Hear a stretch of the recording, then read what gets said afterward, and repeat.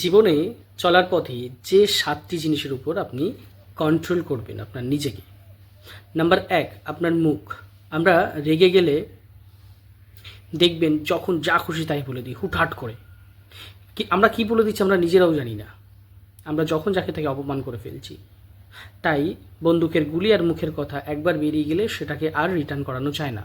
তাই রেগে গেলে সর্বপ্রথম আপনি শান্ত থাকুন, আপনি চুপ থাকুন।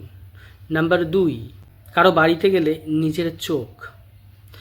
আপনি যদি কারো বাড়িতে যান তাহলে আপনার চোখের ভাবনা বা তাকানো দৃষ্টিভঙ্গি অবশ্যই সতর্ক রাখতে হবে, কারণ সে ব্যক্তি কিন্তু আপনাকে গভীরভাবে চেনেন না। তাই আপনার দৃষ্টিভঙ্গির উপর কিন্তু সে আপনাকে গুরুত্ব দেবে। তাই অবশ্যই কারো বাড়িতে গেলে সভ্য সাধারণভাবে থাকার চেষ্টা করুন। নাম্বার ৩, অহংকার। মানুষের কাছে পর্যাপ্ত পরিমাণে যদি টাকা চলে আসে এখন মানুষের অহংকার বেড়ে যায়। এটা বাস্তব। 99% মানুষের ক্ষেত্রে কিন্তু এটা দেখা যায়। তাই টাকা যদি আপনার বেশি হয়ে যায় আপনি মানুষকে মানুষ বলে গুরুত্ব দেওয়া ধরুন। আপনি অহংকার করবেন না, কারণ শরীর খারাপ আর টাকা পয়সা কখন কিভাবে আসে আর কখন কিভাবে চলে যায় এটা বলা খুব মুশকিল।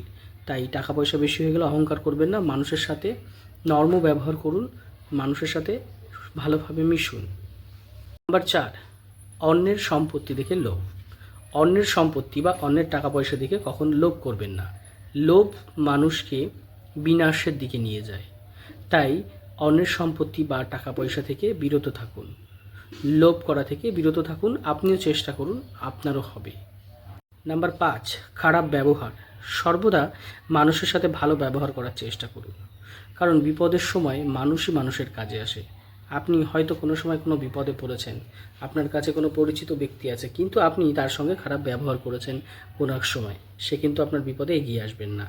তাই মানুষের সাথে, বিশেষ করে আশেপাশে সর্বদা যে সমস্ত মানুষের সাথে মেলামেশা করেন বা যেখানেই করুন না কেন, সেটা বাড়ির আশেপাশে হোক বা কর্মক্ষেত্রে হোক, সর্বদা মানুষের সাথে ভালো ব্যবহার করুন। বন্ধুত্বমূলক ভাবমূলক একটা সম্পর্ক গড়ে তুলুন, যা আপনার বিপদের সময় কিন্তু কাজে আসবে। নাম্বার ৬, সেটা হচ্ছে আপনার সঠিক চিন্তা ভাবনা। আপনার চিন্তা ভাবনাকে সুন্দর এবং স্বাভাবিক রাখুন। কখনো খারাপ চিন্তা ভাবনার মধ্যে দিয়ে চলবেন না, কখনো খারাপ চিন্তা ভাবনা নিয়ে মানুষের সাথে মেলামেশা করবেন না।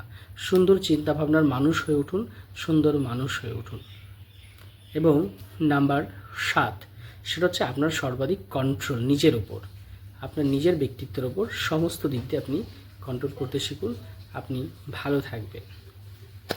আর এই ভিডিওটি যদি ভালো লাগে তাহলে অবশ্যই একটা লাইক, কমেন্ট এবং অবশ্যই ভিডিওটি শেয়ার করবেন এবং আমার channel Kumar Sukhdev Facebook page follow করে দেবেন।